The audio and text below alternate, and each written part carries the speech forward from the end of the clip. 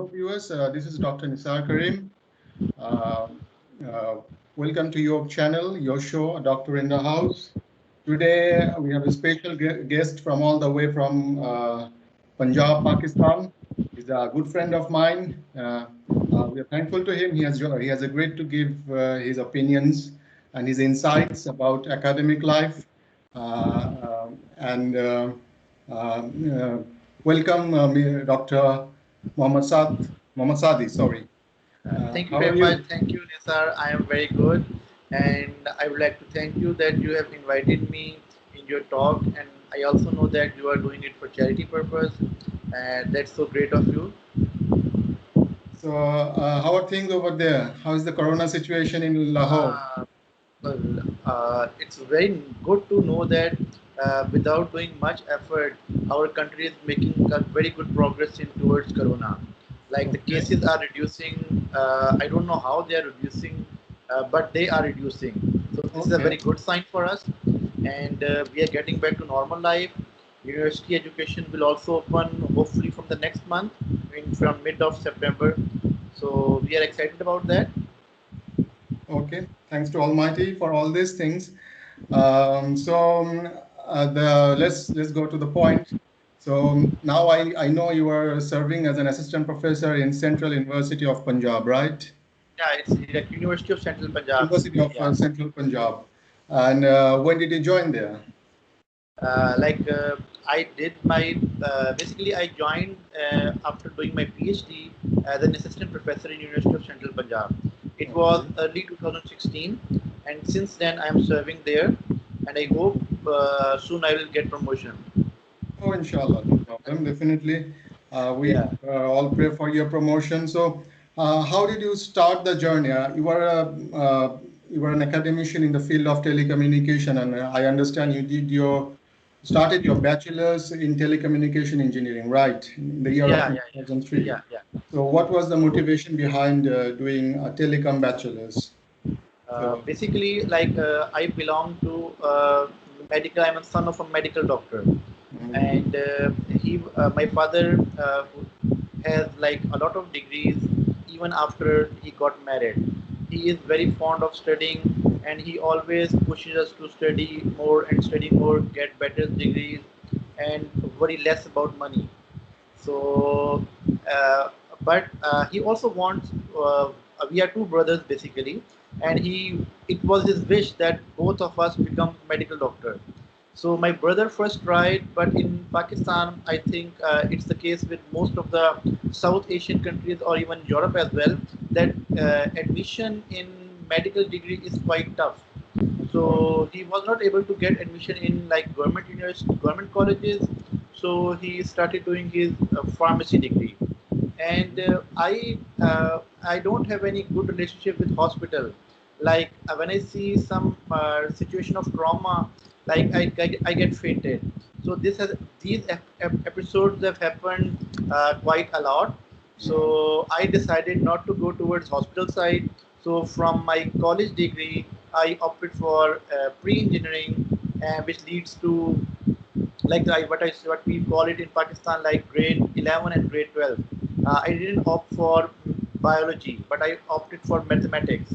So after doing mathematics in grade 12, I cannot go to a medical college. So I ended up at engineering university, and at that time, like electrical engineering was having the top merit, but nowadays I believe it's not on number one.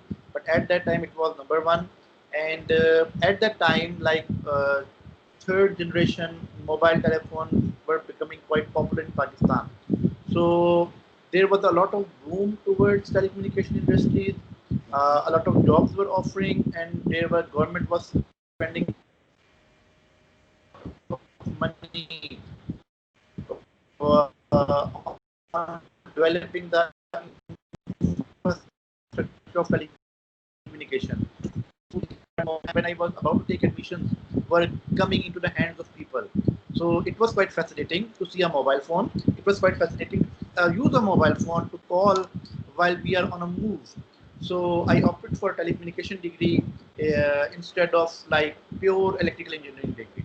So This from was the like very motivation behind. from the very beginning, did you have any plan to do PhD or any plan to pursue an academic career, or you wanted to go for corporates? Like basically like what I believe like I believe like the way Jack Ma believes, like it's Okay. not that from the if you don't have any plan since the beginning, or your plans are evolving and your plans are changing, there is no harm in it. As soon as they are good plans, there is no harm in it. Of Like course. when I was doing my bachelor degree, that Mhm. before like doing bachelor degree in my school, I used to study a lot, and I love to study. But when I come to bachelor degree, like maybe I got a lot of independence and like less dependency on parents. So I was less into studies and more into fun. So many things change is that I don't want to study further, Uh, and it will be great that if I joined a corporate sector. So just after my graduation, I joined the largest telecommunication network of Pakistan, telecommunication industry, that was Mobilink, okay. and like the offices which a multinational private company gives you is also quite fascinating. They have like super clean environment and very sophisticated tables and everything. Of course, these things at that time when you are quite young, you are doing your first job, attracts a lot. In comparison with you are sitting on broken table, broken chairs, and with a poor quality fan. So I was quite happy there. But since my childhood, I just mentioned my father was there to push me that you have to study more, you have to study more, you have to study more. And at that time, after my graduation, my brother was also in Malaysia. He was doing his master's degree in pharmacy. Mm. So he also pushed me, okay, that it's not quite expensive in Malaysia there. So I'm also there. I can help you. I can assist you. So you better come and join. Mm. So then I decided, okay, at that time I decided, okay, I will do master's degree. In And when I 2008, right? 2008. in basically it was in 2008. Yeah, I graduated in 2007. Then I worked in Mobilink in a telecommunication company, and then I decided, okay, there is no harm in doing master's degree. And Mhm. when I opened the curriculum, what advantage I see that as my degree was quite specialized of that time, Mhm. so many courses or a part of the courses which I was supposed to study in my master's degree, I have learned it in undergraduate as well. So I didn't study machines.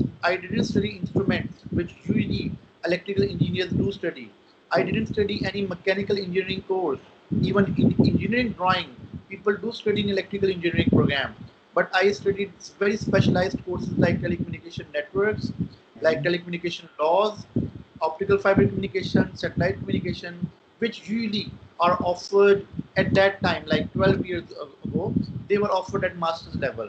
So I Okay. see, okay, like I thought, okay, 30% of masters I have already done. So why not to do it? So I joined National University of Malaysia, which is also known as in Bahasa Melayu that University Kebangsaan Malaysia. Yeah. And it was like 1 year program. I finished in 1 year program, but usually people take more time. But I was able to finish it in 1 year. It was a complete coursework program, right? It was not a complete coursework program. It was like 36 credit hour of program and 6 credit hour for thesis and 30 credit hours for like coursework. So it was a mixed program.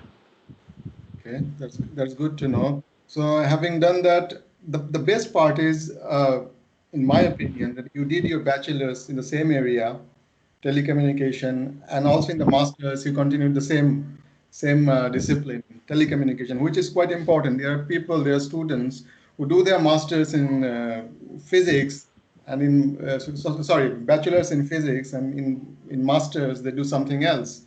So keeping the track all right is not very easy for everybody, and you managed to do that. Yeah. And in PhD, I assume that you did the same thing, right? Yeah, basically the advantage which I gained from my undergraduate degree, like I was quite young. I was like 23 when I started my master's degree, and mostly people there, they were like most of them in Malaysia were Arabs. there were locals as well, and usually they were a bit aged with some industrial experience as well. But their telecommunication background was quite poor. I should not say poor. I should say they haven't studied like every other electrical engineer. They haven't studied much about telecommunication networks. So it was like basic communication course, which was like compulsory all over the world. Other than that, they haven't studied anything. So the advantage which I gained is 30% of my studies was already done before I started. So I enjoyed a lot. But I will again say, if you have a passion to do something, if you are interested towards physics while studying electronics, Mm. if let's say you have a bachelor degree in electronics engineering, then you fall in love with physics. There is no harm in moving it, but Definitely. it's there. The love should be there. Definitely, the passion should be there. But at the same time, I have to. I came to know that I also remember that during your masters, you were the batch topper, Yeah, yeah, yeah. the topper of your That was true. batch. Yeah, that And was true. did that help to pursue for future career? Another question, another supplementary question with that. Do you think CGPA is important? Uh, Basically, sorry, I didn't get your last answer question. Supplementary question with that, do you think, I mean, you are the batch topper, right? So I'm Yeah, yeah. asking, do you think having a good, healthy CGPA is important to pursue a career in Okay, either okay, corporate or in academia? Because you have both okay. flavors. You worked in corporate, you were in academia, you had the highest CGPA in your batch. So do you think it is important to have a good CGPA? Most of the students, they are in dilemma. Many students, if they have a bad CGPA, they think, oh, maybe in the future, in the long run, I'm not going to get rid of it. So, I mean, they are in a lot of confusion. So how are you going to answer to that? Okay.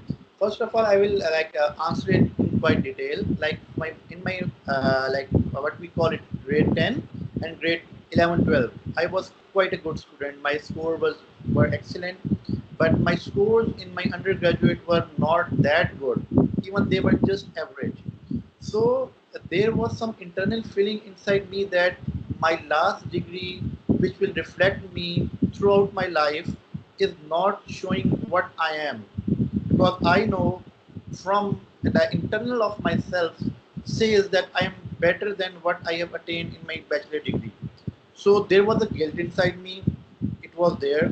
So when I did my master's degree, the luck favors me. Then I worked hard as well. So I come on the top. Then when I came back to Pakistan and I went to the same company where I was working. In that company, I didn't work for very long in the past, but I did something like there was a huge network like breakout, and every department was putting blame on every other department just to like make their life easy because they were about to do some firing, because if you like telecommunication industry is just like a river in which the money is flowing. If the network is down, that money will stop. So, and I was from my department, it was my duty at that time, and I luckily did my job perfectly at that for those 30 minutes. I did the emails properly. I intimated everyone that there is something happening bad. So everyone in that department knows, okay, that this guy has done saved us, the whole department. I was working in network operation center. So when I get back there, so I said, okay, I'm back and I would like to join you. They said, okay, you can join us. Then I have an HR meeting, and they offered me the same package which I was getting before I did my bachelor degree. I asked them, okay, I have done my bachelor degree. I have done my master's degree. I am the batch topper. I also have a publication. So why don't you consider these things while giving me like in some incentive? Because I also plan to get married at that time. So I was looking for money as well. And in parallel, I also applied in universities. So I was like getting something which is like hard to hear, hard to understand. I was like getting double offer from academia than what I was getting from a telecommunication company. It is quite strange. People Usually people think that things are opposite in way, but this happened to me. So at that time, I was not happy that my colleagues who joined with me are now are about to get promotion. Like it was associate two, then you become associate one engineer, and then you move forward. So they were hiring me as an associate two engineer on the same package where I left. So I at that time I prefer okay. Now I was more confident that yes I know engineering. I know how to teach. I know the subject. So I prefer to join academia. In the academia, I learned that without PhD, there is no survival. No matter you are living in third world country, this thing has been done in US like 20 years ago. But in my country, at that time, people could have survived with the master's degree. But I anticipated that without PhD, you cannot survive. Yes, now about talking about your supplementary question, CGPA gives you internal satisfaction. CGPA gives you self-confidence. When you enter in the room and your CV is there with a high CGPA, the guy who is interviewing you will think at least in his mind that okay, this guy knows something. No matter you have graduated from a very like I should not say bad university, not a reputable university, still if you are on the top, it means you have something.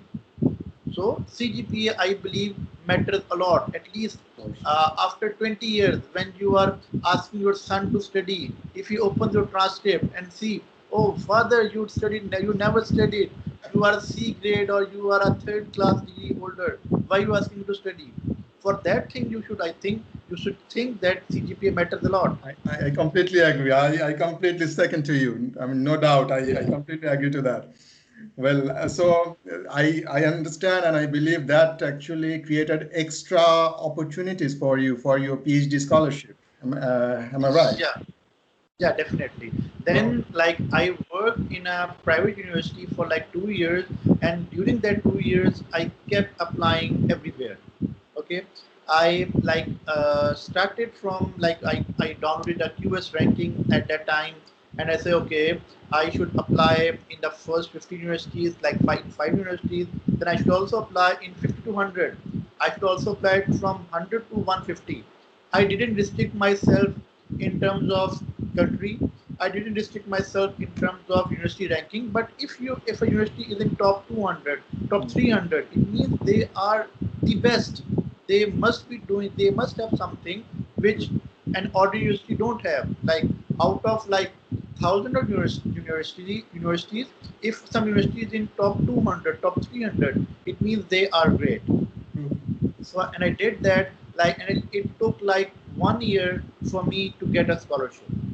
And I strongly believe that especially for a people who are from like South Asian culture, I will particularly say because we have like quite close family circle, we have responsibilities towards our families, and really we get married at a bit early age in contrast with the West. So it's better that if you have a bird in hand, it's better than two in the bushes, in the two bush. So I opted for Chulalongkorn University, which is like with the name of Thailand's previous king. It was a government university, and it is really at number one in contrast with in when we compare the Thai universities. And in ASEAN, it is considered to be one of the most respectable universities. So and I got a very kind advisor as well. So I did my PhD as well in telecommunication engineering, basically. Although my degree states I am an electrical engineering in PhD in electrical engineering, but my topic was again, which was the same as that of bachelor degree, which was the same as that of master's degree. okay. So, do you want to give any tips for our viewers on how to prepare an academic CV in order to get a scholarship for a PhD? So before we fall into the serious stuff, first of all, when I advise to my any of my student or anyone is talking to me, the first thing which I used to state him or her, that when they say, "Sir, I want scholarship, what should I do?" I should say, stop looking for scholarship application. First of all, do your English proficiency test. Whether it is American test, whether it is British test, whatever you suits you, first please do that. And don't think that I am applying in China and they don't have as such condition of language test. But that language test, no matter it is not required by them, it will definitely support your application. Of Like course. English, because I like my mother language is not English, but English is the, like I would say, mother of all languages nowadays. Scientifically, everything is written in English. Everything is done in English, and there are very few countries who work in English. Right? So, like it's New Zealand, Australia, Britain, even in Europe, you will find only a single country, I believe, which is doing their schooling in English. So first of all, clear that thing. Then what you do, spend, and one very good thing when you are preparing for your English proficiency test will be that you write a good statement of purpose. That will be your masterpiece of preparation. That must be your masterpiece of preparation. It's like you are killing two guys with a single bullet, that you are preparing for your English writing and you are preparing your statement of purpose as well. So you first of all you make your all documents ready, and then you should scan them quite neatly, that whenever you want to apply, you can even apply from your mobile phone. It should be in your Google Drive. It must be on your cloud that you should apply. So first of all, if you are not applying to Canada, if you are not applying to US, okay, because they require GRE mostly, even in Singapore as well, it's a GRE is the condition. If you are not applying there, first of all do your English test, and if you are applying there, then do your GRE. When you are done with that, then a very good website which I strongly refer to is like findaphd.com. Okay, you can go there, Findaphd.com, right? findaphd.com. Yes. Yes, it's a good Okay. website. Then there will be so many opportunities which you will be hearing to them, listening to them. You should always go there and keep applying. Secondly, one thing is that, like at least in Pakistan, I can say for sure that we have a higher education commission, okay, which is responsible for giving scholarships for masters and PhD program. So Okay. we must always refer to them as well, because I know many successful stories. Many of my colleagues, many of my friends get scholarship from their home country to do their PhD degree, master degree in South Korea, even in US, in Britain, a lot. Now, although there is some tendency that people are government is giving much scholarship towards China side, because maybe because it's cheaper in contrast with US, because the currency difference is not that much, the living is not that expensive. So two things which I will suggest you. The first thing is you should search on the web and find a phd.com is a very good website, and Google can always help you. And second thing is that you should also refer to the higher education commission of your own country. They might have different name in your country, but you Yeah. must be knowing them So, definitely. were you sponsored by Higher Education Commission Pakistan? So basically, I didn't go towards that channel. I was sponsored by my supervisor. Good. So he was giving me the scholarship for my PhD degree. And I remember that when I went there, one should always remember, when you are doing a PhD and you are getting a scholarship, you should always think that you have to live like a student.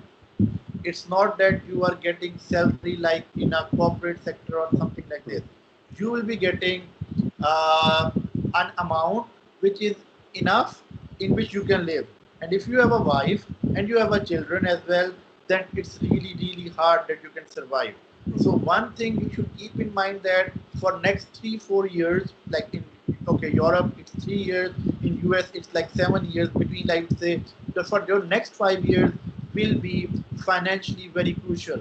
You have to your friends will be buying cars and you will be buying bicycle at that time, and they will be riding so many good things, and you will be riding bicycle in on a sunny day or in a snow. So you should not feel depression, because when you are doing research, depression element is always there. And Because if you these refer to, things compensate at later times. When you yeah, reach the yeah, age of yeah, 50 and 60, then the corporate guys, they retire, and the academicians, they just charge on. So it just yeah. compensates at a later time. Like when I was working in mobiling, I remember that everyone was young there. Everyone was young there. Like even my manager, he was in early 40s. So I didn't see any guy who is like 55 or nearly 60, and he is working in a telecommunication sector. So like maybe they might be working in some operations or something like this, but the where the technology used is the maximum, which is basically the network operation center.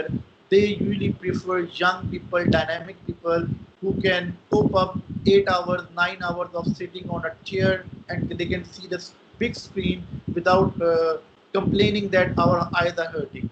But in when you are a professor, you simply never retire. Once a professor is always a Always professor. Even after his death, he is still a professor. true. He's never retired. It's Yeah. very well said, Saadi. Now, how was your PhD journey? Was it difficult? Uh,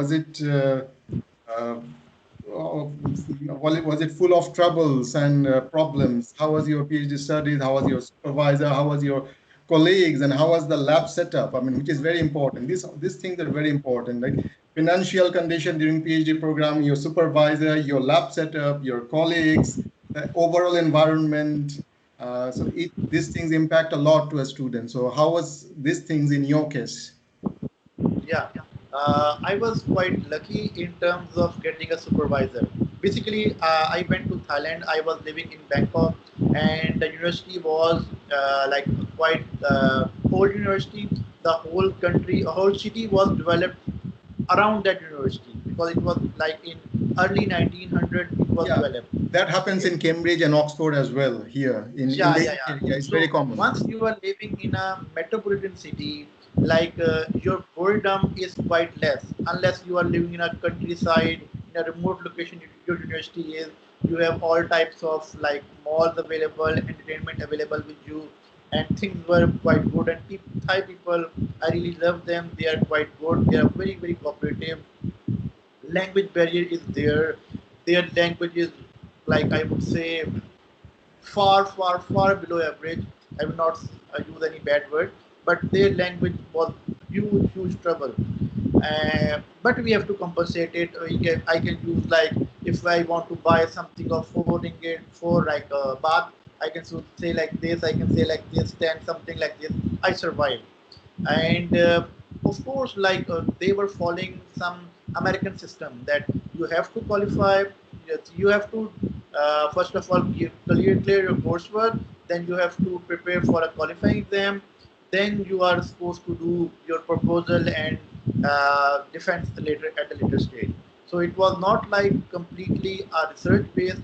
They teaches us like four, six, five compulsory courses. Then we need to appear in a qualifying exam, which was also like a nightmare to pass it. So especially the first attempt, because then you go towards parallel research. You start from the day one, but you indulge in research like in the second year, Okay. when you are done with that stuff as well. So financially, it was quite tough. My wife was there, and I already had a son before I entered my PhD life. And during my PhD life, I have a second son. So things become quite tough in terms of financially. But when my advisor sees that I have qualified, I have finished my qualifying exam, I have done my proposal exam, he allowed me. In fact, he arranged a teaching job for me. So things become quite then become start become easier and easier. Then I was associated with Chulalongkorn University Press, like Oxford University Press. They were the biggest university press in Thailand, and I was associated with them. I learned many things around publishing house as well, and I was also getting money, so things becomes easier at later stage. But at that time, depression of research becomes more, because they require you have to publish papers, and other than clearing your coursework. And in the beginning, when you start your publishing journey, getting your papers published is not straightforward. You have to learn the art of publishing, and no one is born with that art. You have to acquire it with your experience. I completely agree. So how many papers were you required to publish during your PhD? How many impact factor journal publications they So asked usually for? if you go for a split mode program in which you have a coursework as well as the thesis part, so they require 2 international conferences and 1 impact factor journal.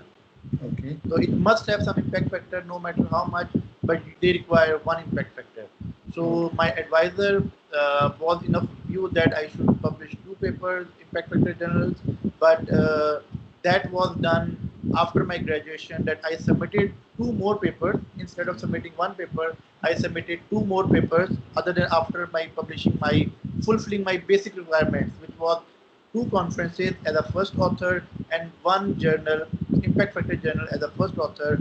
I submitted 2 more papers, and which were published after my degree. Okay, that's great. So then you obtained your PhD degree, and what was your first decision, and what was your initial feeling after becoming a PhD?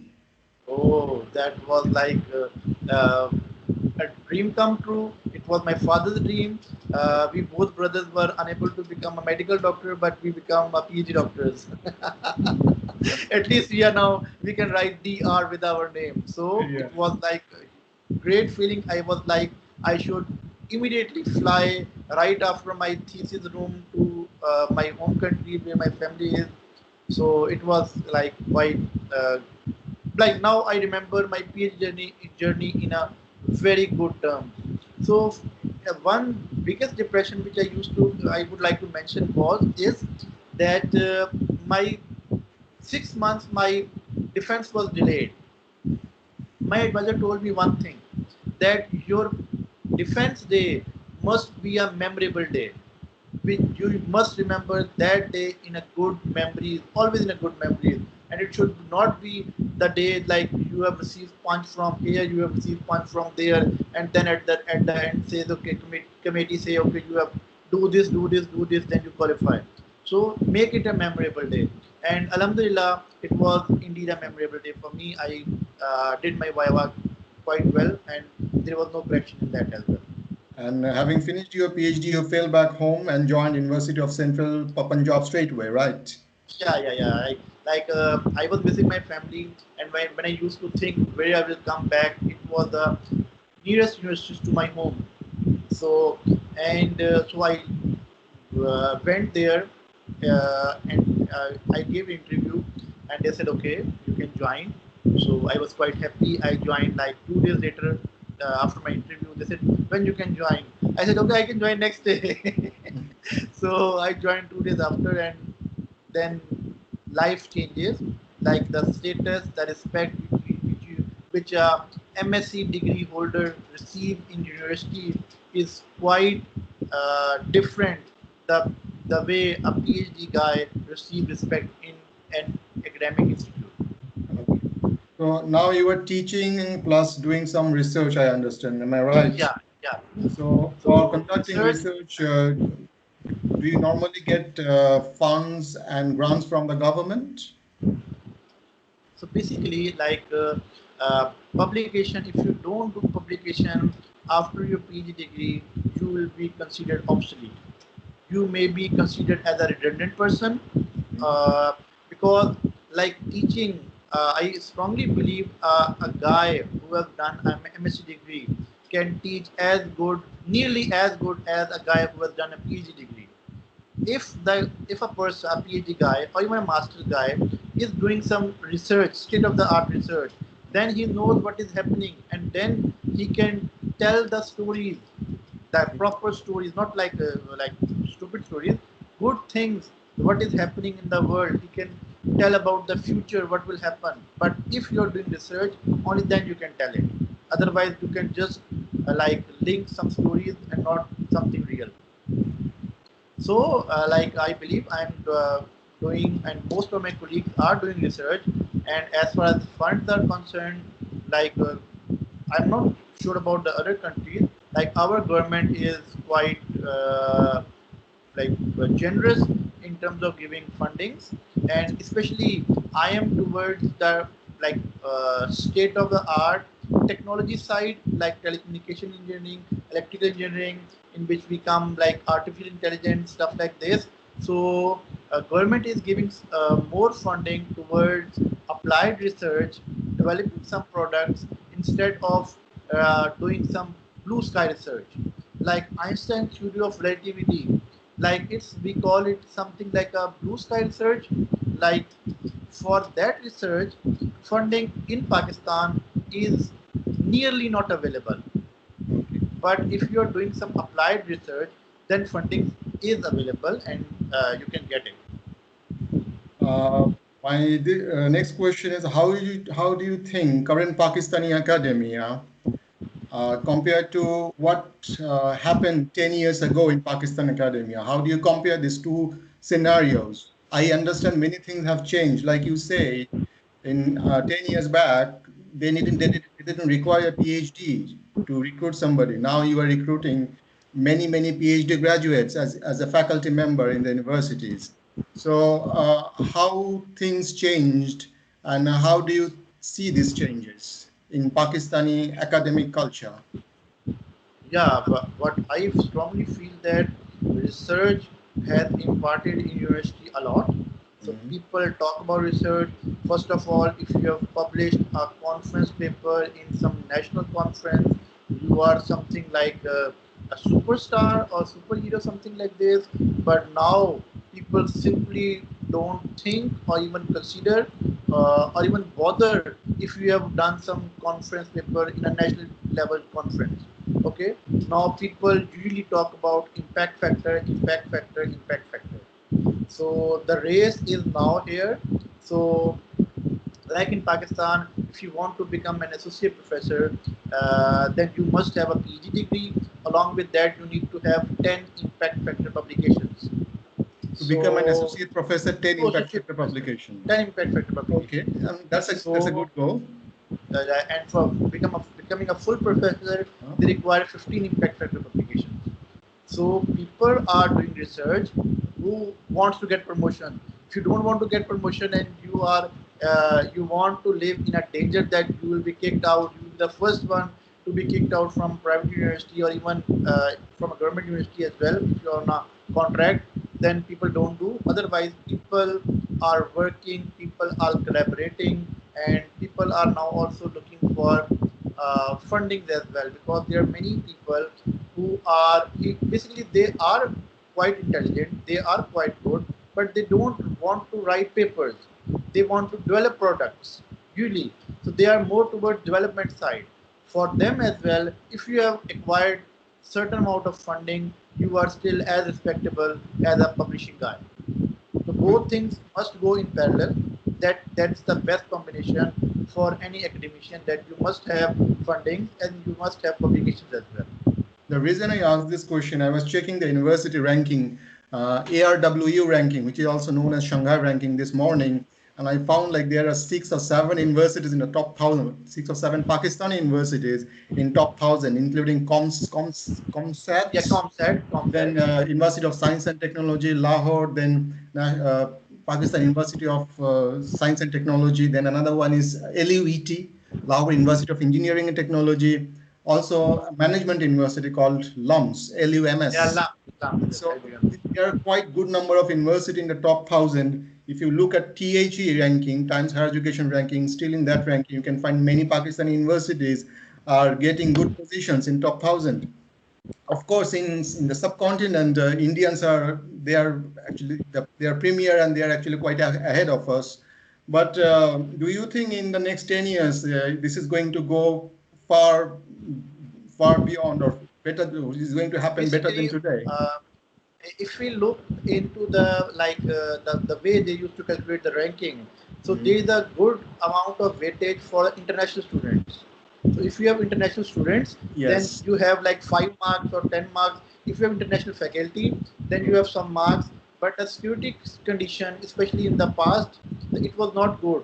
No student was willing to come, even if you give them scholarship, they were not happy to come to Pakistan. No one will come in from Europe to study in Pakistan, no matter they get scholarship or not. So in this regard, like we may get like 1 marks out of 5 or 0 marks out of 5. We don't have international faculty. Like we have, but it's like finding one in thousands, something like this.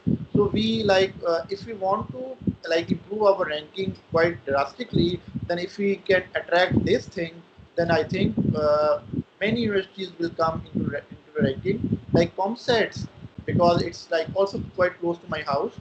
Like they are publishing roughly more than 1,000 impact factor journals per year, and it's quite good number. 1,000 impact factor journals per year. Yeah, and like you just mentioned about LUMS as well. Like LUMS is not like Oxford. They are not offering so many disciplines. They are offering like what I call it like business studies. Then they have engineering, which was they started like 10 years ago, and they have some law school and few degrees in basic sciences. It's not like they are offering like 300 programs or 400 programs. They have so many rich faculties.